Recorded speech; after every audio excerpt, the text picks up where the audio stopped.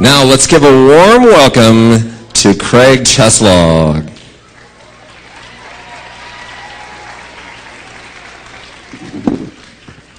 Good morning, everyone. Good morning, class of 2015. How are you today? First, I want to extend apologies from State Superintendent of Public Instruction, Tom Torlakson. Late yesterday afternoon, he found out he had to do his civic duty and respond to a court order and go to some meetings today. So that's why you're stuck with me, but I'm glad to be here. And one reason I'm glad to be here is I've made a note. Clearly, @CraigCheslog is a really boring Twitter handle, and I need to change that. So thanks for that inspiration. I also want to ask you all, you wouldn't be here today without the support of a group of great teachers, principals, and staff who got you here. So please take a moment. Let's thank our teachers, the principals, the school staff who got us all here today. Thank you very much. This is an extraordinarily important idea, your right to vote. Our democracy doesn't work if people don't show up. And people who are in elected office, while they'll listen to everyone, what they really want to listen to are the people who vote, because that's how they stay in office, is by convincing people to vote for them. And so complaining and talking just isn't enough. Voting is what you have to do. And as you've heard from your fellow students, voting is something that people are dying for. The right to vote is something people are dying for throughout the world. And all you have to do is register, show up, mail in your ballot. We make it as easy as possible here in California. And it's shocking. Right now, the political experts are telling us that we're going to have record low turnout at this election. And that's not something that we should celebrate. That's something we must try to change. And that's why State Superintendent Torlakson wants all of you to be ready to go out there and to vote. 1 out of 5 adult Californians, only 1 out of 5 adult Californians are expected to turn out to vote. So if all of you get out and vote, you can really make a difference and change things the way you want them to be changed, instead of just letting those adults make all those decisions, because now you can do something that you can vote for the rest of your lives and take advantage of these wonderful opportunities. In fact, there's one district in Sonoma County where the polls were open from 7 a.m. to 8 p.m. and 0 people turned out to vote in June. 0. Now, people like me look at districts like that so we can tell you about them. Don't be the joke at the next assembly we have to do. Who's going to make sure they get out to vote? Who's going to make sure their friends get out to vote? Are you going to do it?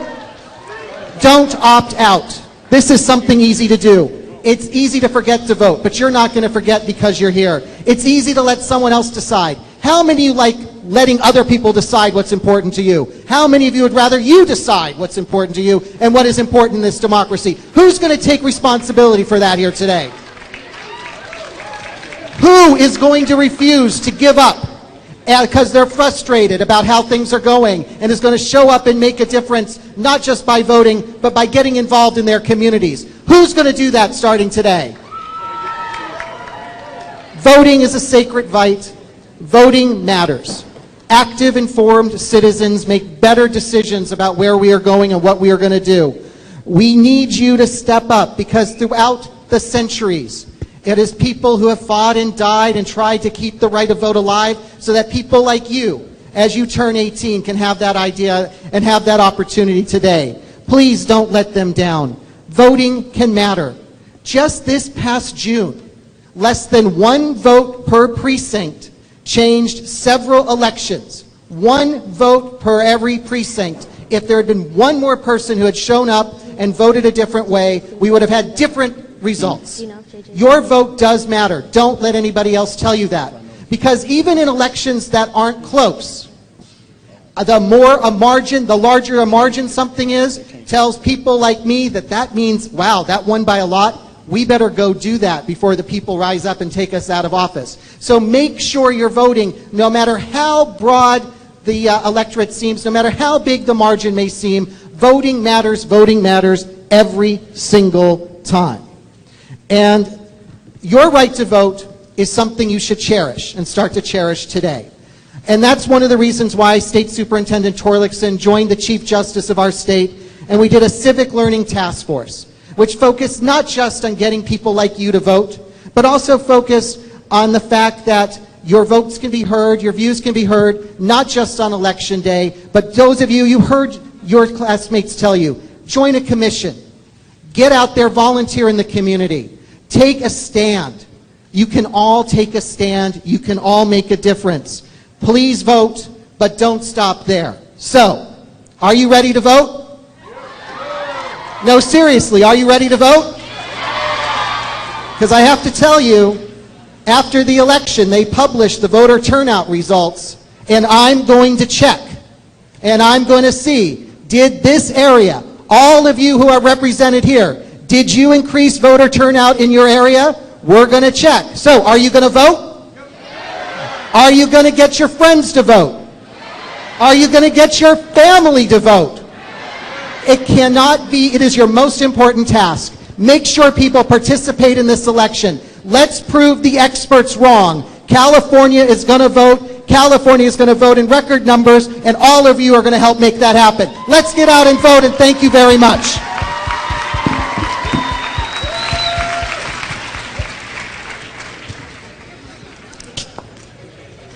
I would like to introduce Valley View High School ASB Vice President Angelina Astorga, who will be reading your questions from the Twitter feed. Angelina, come on up to the stage. All right, so question number 1 was mentioned by @VitranoPlanks. What is being done to improve education for future high school students? The first thing that we have been doing to improve education is that the voters of California, in a way that voters can make a difference, a couple of years ago, passed Proposition 30, which stopped the cuts to our schools. All of you lived through a horrible time where, because of budget cutbacks, because of the economic crisis our state faced, all of you saw cuts to your schools. How many of you saw your class sizes grow? How many of you saw classes that you wanted to take not be offered? How many of you saw you not have the opportunities to do extracurricular activities that you know your older brothers and sisters or cousins used to have? Well, you know what? Getting out and voting, 2 years ago, California voters passed a proposition that provided extra tax money which stopped the cuts to our schools. And so now we are investing in them again, because we are 49th in the nation in per pupil spending. 49th. That's unacceptable. And I'm sorry all of you had to go through school during that time. But we need all of you now to remember what that was like. And for your younger brothers and sisters, and for your cousins, and for your community to step up and vote, because investing in our schools is the first way we can work to make our schools better. And we're also doing other things. How many of you like the fact you did not have to take the bubble test last year? Did you miss that? That is part of improving schools, because we're changing the way we evaluate our schools, and we're also changing the way we bring back programs. How many of you like the arts and music? How many of you would like to see more of it? So I'm the chair of a statewide coalition that's determined to bring back the arts, not just for some students, but for every one of the 6.2 million students in our schools. So let's continue to work, and that's why your vote matters, because if Californians didn't vote 2 years ago, you would have had hundreds of you would have faced $6 billion more in cuts over the last 2 years. How many of you are glad you didn't have to go through that? Thank you. All right, question 2 from @J_Dizzle.